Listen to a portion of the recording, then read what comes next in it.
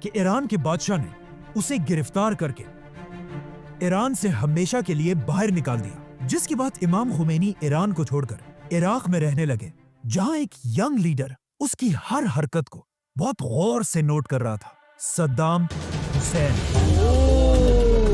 کہ اسلام میں مسلمانوں کے لیے ایٹم بم بنانا حرام ہے، کیونکہ اسلام تو ہمیں یہ سکھاتا ہے۔ ڈونلڈ ٹرمپ اس ڈیل کے اس لیے خلاف تھا کیونکہ امریکہ میں یہودیوں کا ایک بہت بڑا نیٹ ورک ہے جن کے سپورٹ کے بغیر امریکہ میں کوئی کچھ بھی نہیں کر سکتا۔ اسی حملوں سے اسرائیل یہی کوشش کر رہا ہے کہ کسی طرح ایران غصے میں آ کر کوئی ایسا غلط قدم اٹھائے جس سے سپر پاور امریکہ ایران پر حملہ کر دے۔ اور محبت کی ہوندی چلیا جی نو جی ہوندی۔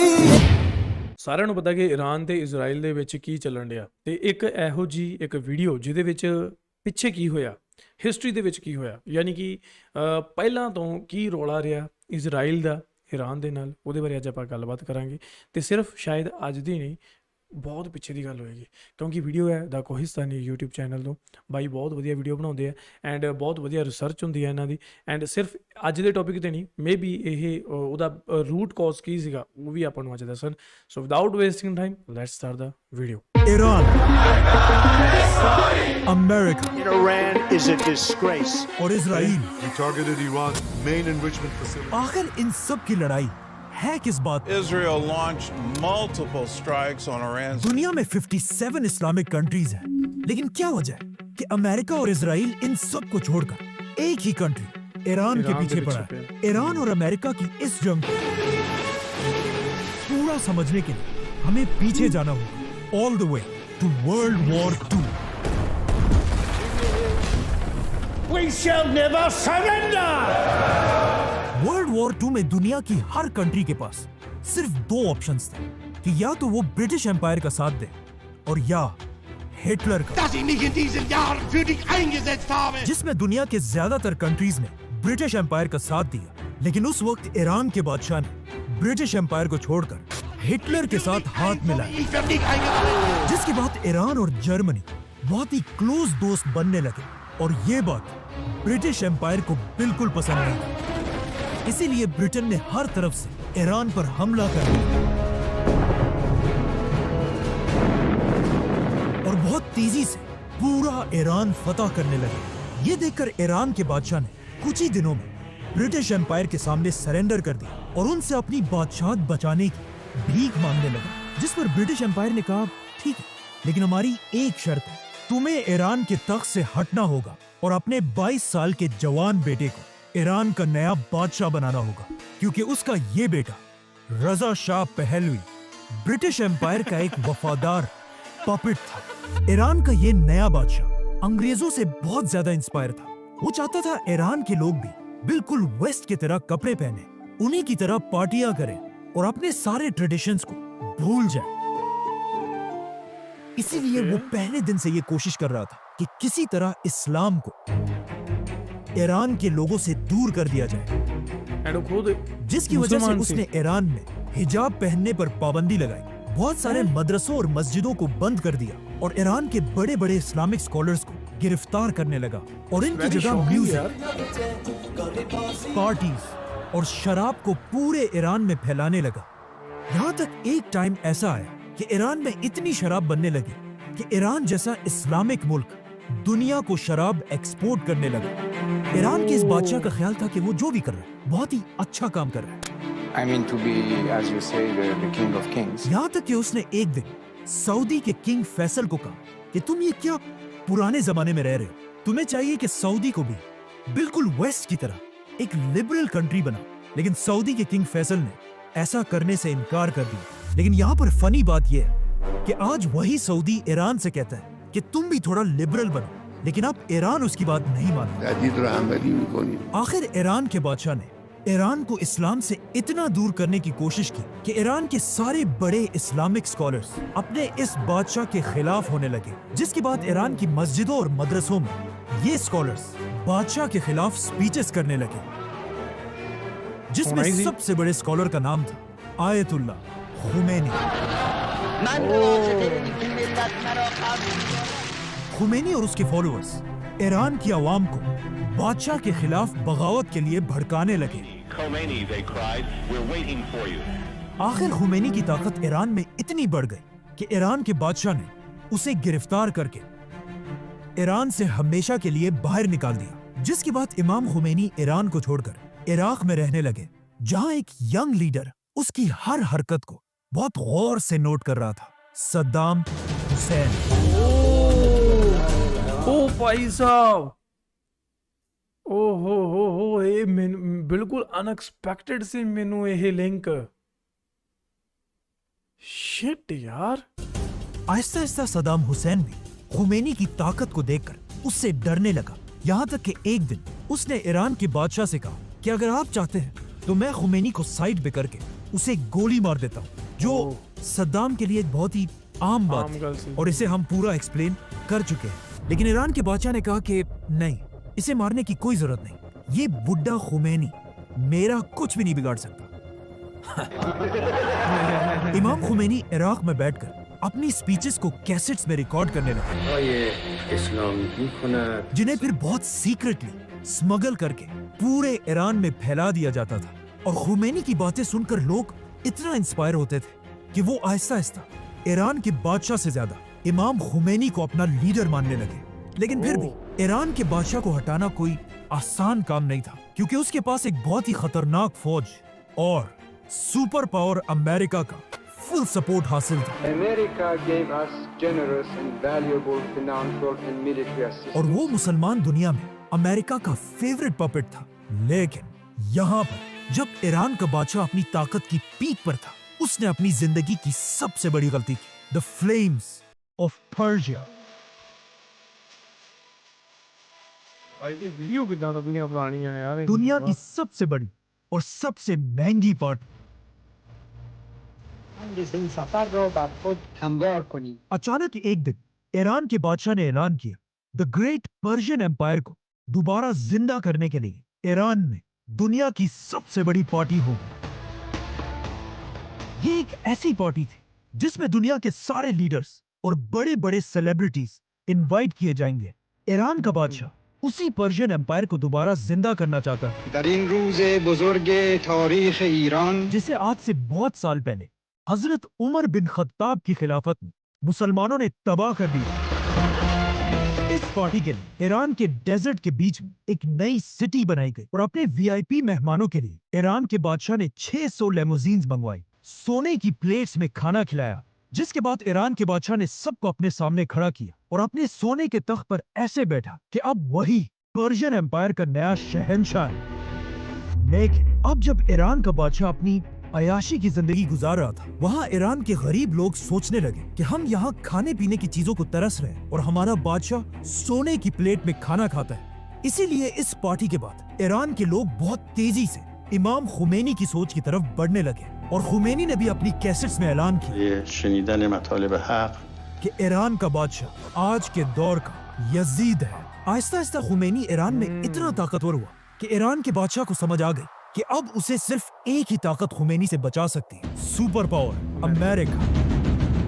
तो वो बिल्कुल अपने बाप की तरह जाकर सुपर पावर्स के सामने भीख मांगने लगा। ओके, इजराइल ते अमेरिका, दैट्स व्हाई वो खामनेई नू कतल करना चाहते हैं।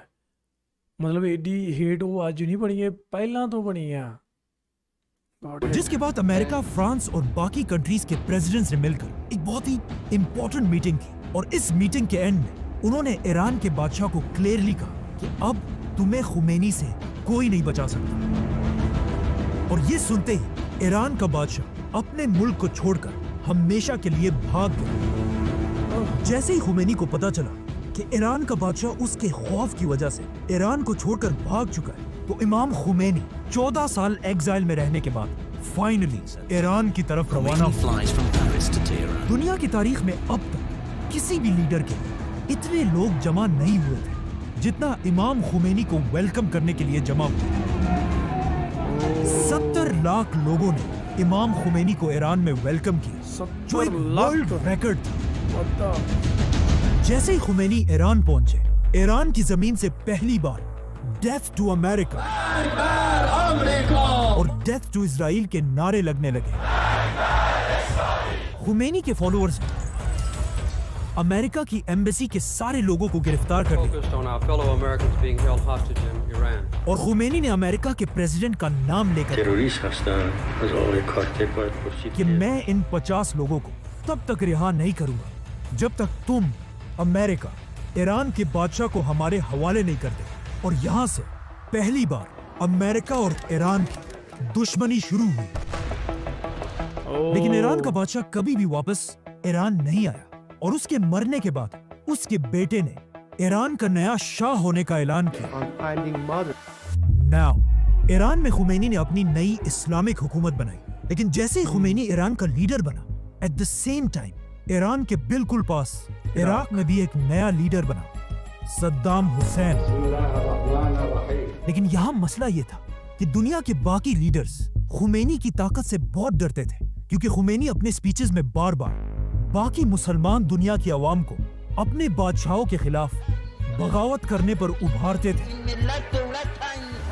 ये देखकर इराक के लीडर सद्दाम हुसैन ने अमेरिका और अरब लीडर्स के कहने पर खुमैनी पर हमला कर दिया और 8 साल तक ईरान और इराक के दरमियान एक बहुत ही सख्त जंग हुई। लेकिन सद्दाम हुसैन के पास पूरी दुनिया की सपोर्ट होने के बाद भी वो खुमैनी को उसके तख्त से हटा नहीं सका। और आखिर 8 साल बाद जैसे ये जंग खत्म हुई, उसके कुछ ही अरसे बाद इमाम खुमैनी इस दुनिया से चले गए। खुमैनी का जनाजा दुनिया की तारीख का सबसे बड़ा जनाजा था। आप मैं ਹੁਣ ਤੱਕ ਗਲਤੀ ਸਮਝਦਾ ਰਿਹਾ। ਮੈਂ ਵੀ ਕਿਹਾ ਯਾਰ ਇਹਨਾਂ ਦੀ ਏਜ ਇੱਥੇ ਬਹੁਤ ਲੱਗਣ ਡਈ ਹੈ ਹਨਾ। ਤੇ ਅੱਛਾ ਇਹ ਉਹ ਅੱਜ ਵਾਲੇ ਖਾਮਨੇ ਨਹੀਂ, ਉਹ ਖਾਮਨੇ ਹੀ ਹੈ, ਇੱਕ ਖਮੇਨੀ ਗੈਂਡ ਹੈ। ओके सो मैं स्टार्टिंग से गलत समझ रहा यार, क्योंकि उसके जनाजे में 1 करोड़ लोग शामिल थे, जो आज तक Guinness book of world records में किसी भी लीडर के लिए दुनिया की सबसे बड़ी गैदरिंग है। जिसके बाद ईरान के मिनिस्टर्स ने मिलकर खुमैनी के बाद अपना नया लीडर चूज किया, आयतुल्लाह खुमैनी का स्टूडेंट आयतुल्लाह अली खामेनाई, जो आज तक ईरान का सुप्रीम लीडर है। इराक के साथ जंग खत्म होने के बाद ईरान के लीडर्स को समझ आ गई कि अब अमेरिका और इजराइल उनका पीछा कभी नहीं छोड़ेंगे जब तक ईरान के पास अपना खुद का एटम बॉम्ब ना हो। लेकिन अब मसला ये था कि एटम बम बनाना कोई आसान काम नहीं है, ये एक बहुत ही मुश्किल टेक्नोलॉजी है और उस वक्त कोई भी ईरान को ये टेक्नोलॉजी देने के लिए तैयार नहीं था। तो अब ईरान किसी ऐसे मिरेकल का इंतजार कर रहा था कि दुनिया का कोई मुल्क उसकी एटम बॉम्ब बनाने में मदद करे। और अजीब बात यह है कि एग्जैक्टली ऐसा ही हुआ। ईरान के बिल्कुल करीब एक मुल्क, दुनिया की पहली इस्लामिक कंट्री पाकिस्तान ने अपना पहला एटम बॉम्ब बनाया। Pakistan today successfully conducted 5 nuclear tests.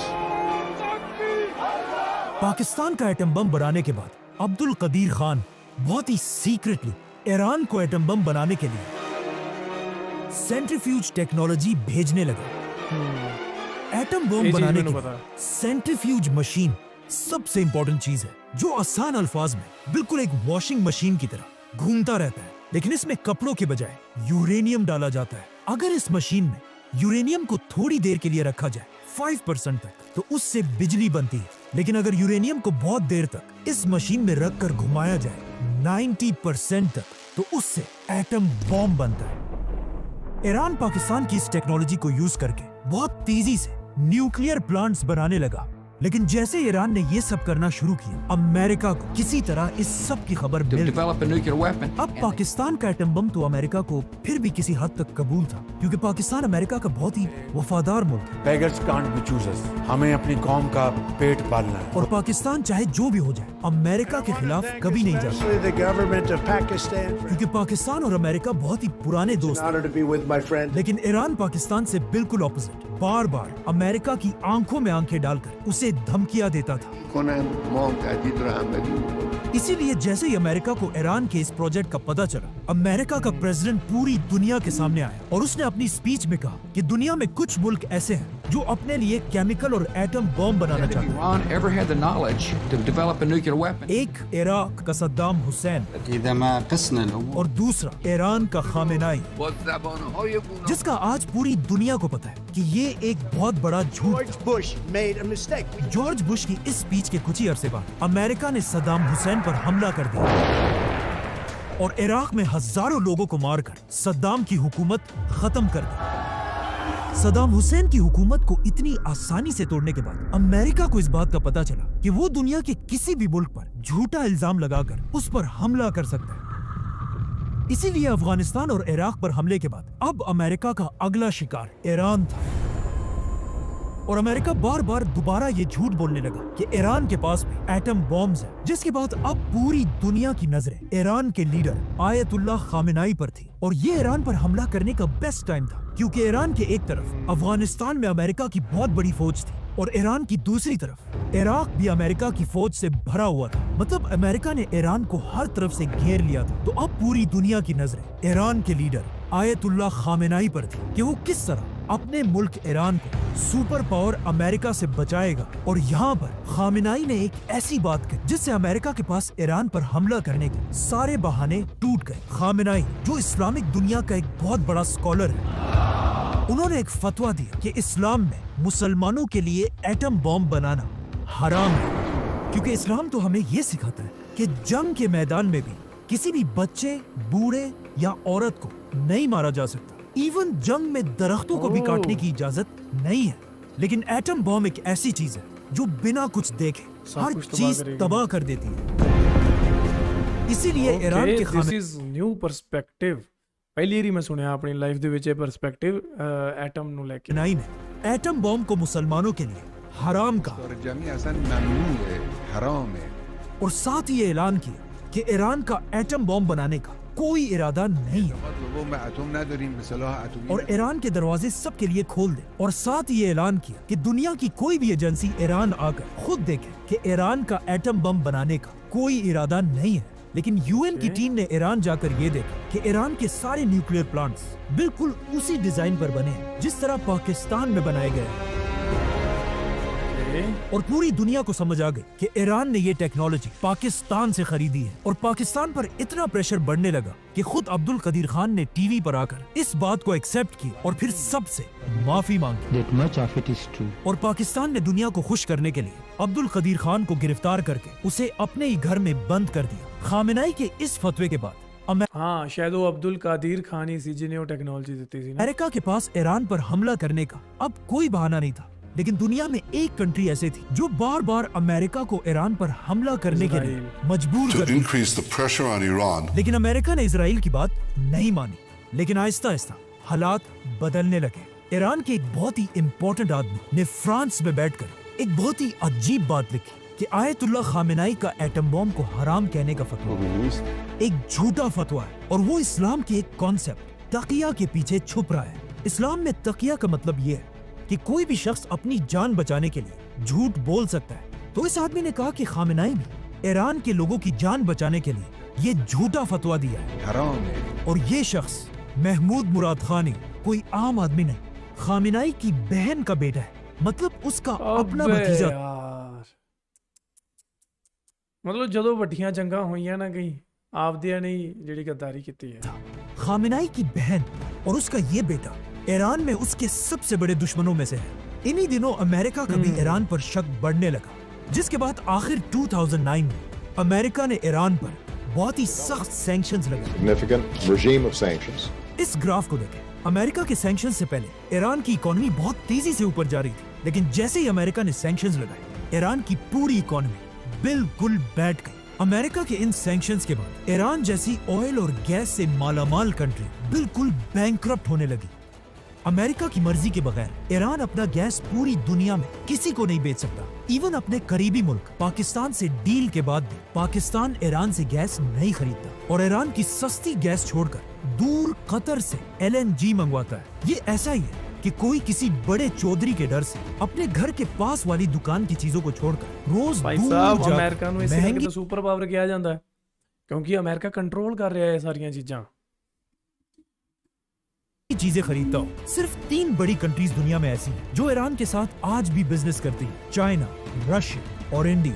आखिर अमेरिका के इन सैंक्शंस की वजह से ईरान के हालात इतने खराब हुए कि ईरान की गवर्नमेंट अमेरिका से डील करने के लिए तैयार हो गई और आखिर अमेरिका के प्रेसिडेंट बराक ओबामा के साथ ईरान ने nuclear deal historic understanding with Iran. कि ईरान एटम बम नहीं बनाएगा, जिसके बदले में अमेरिका ईरान से सारे सैंक्शंस हटा देगा Framework would cut off every pathway that और Iran ईरान की इकोनॉमी दोबारा स्ट्रॉन्ग हो जाएगी, जो दोनों मुल्कों के लिए एक बहुत बड़ी कामयाबी थी। लेकिन पहले दिन से अमेरिका में एक शख्स ऐसा था जो इस डील के सख्त खिलाफ था, Donald Trump. I have really nothing better to do. और डोनाल्ड ट्रंप इस डील के इसलिए खिलाफ था क्योंकि अमेरिका में यहूदियों का एक बहुत बड़ा नेटवर्क है जिनकी सपोर्ट के बगैर अमेरिका में कोई कुछ भी नहीं कर सकता। इसीलिए अपने पहले इलेक्शंस जीतने के कुछ ही अरसे बाद Constitution of the United States. Donald Trump ने ईरान से की हुई डील खत्म कर United States will withdraw from the Iran nuclear deal. और एक बार फिर ईरान की इकोनॉमी कमजोर करने के लिए ईरान पर सख्त सैंक्शंस लगाए, These are the highest sanctions ever imposed on a country. जिससे ईरान की इकोनॉमी एक बार फिर तेजी से गिरने लगी। लेकिन ऑफ कोर्स ईरान भी ईरान है, वो बाकी मुस्लिम दुनिया की तरह डर कर खामोश रहने वाला नहीं था। जैसे ही ट्रंप ने ईरान पर पाबंदियां लगी, ईरान ने अपना न्यूक्लियर प्रोग्राम दोबारा शुरू किए। लेकिन दूसरी तरफ डोनाल्ड ट्रंप को भी सब जान कि वो दुनिया में अपने अलावा किसी की भी बदमाशी बर्दाश्त नहीं कर। Bloody rampage is now.